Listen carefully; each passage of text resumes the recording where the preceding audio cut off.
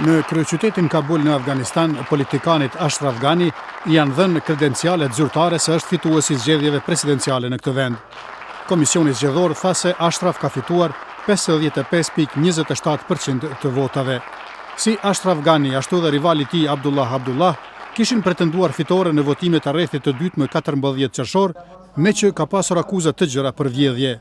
Por me një marrëveshje të ndërmjetësuar nga Washingtoni, këta të dy janë marrë vesh për ndarje të pushtetit.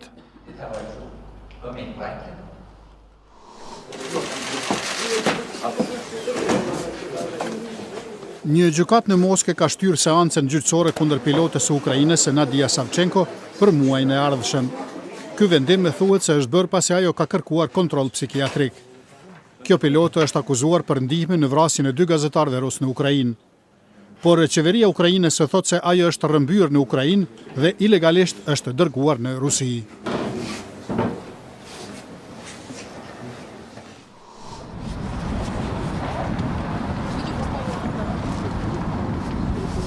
Në kryeqytetin Astana në Kazakistan është mbajtur një protestë e vogël para ambasadës ruse. Protestuesit kanë kërkuar tërheqjen e një rakete ruse nga baza Baikonur të paraparë për lansim për 28 shtator. Policia e ka shpërndar protestën dhe i ka arrestuar 4 njerëz. Përplasjet e raketave ruse të lansuara nga baza Baikonur kanë përhapur karburant helmues në hapësirat rreth bazës dhe kjo ka shkaktuar shqetësime për mbrojtjen e ambientit.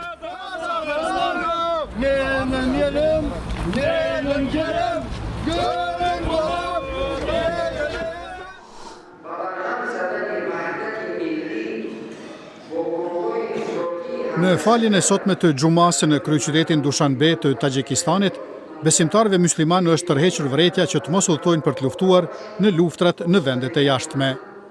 Në udhëzimet e Këshillit Islamik të Taxhikistanit thuhet se secili që merr pjesë në aksionet ushtarake në lindjen e mesme kryen mëkat.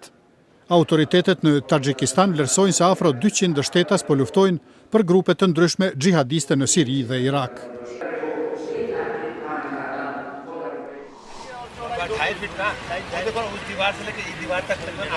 Në kryeqytetin komercial pakistanez në Karachi është pastruar vendi ku 2 njerëz janë vrarë dhe 7 të tjerë janë plagosur nga një sulm me makinë bombë. Caki i eksplodimit të djeshëm ishte një oficer i lartë antiterror në policinë e Pakistanit, i cili është në mesin e të plagosurve nga sulmi.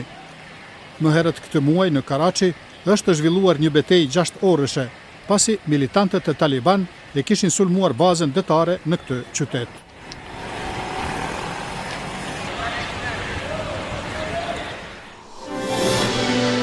Dham video lajmet e radios Evropa e Lirë.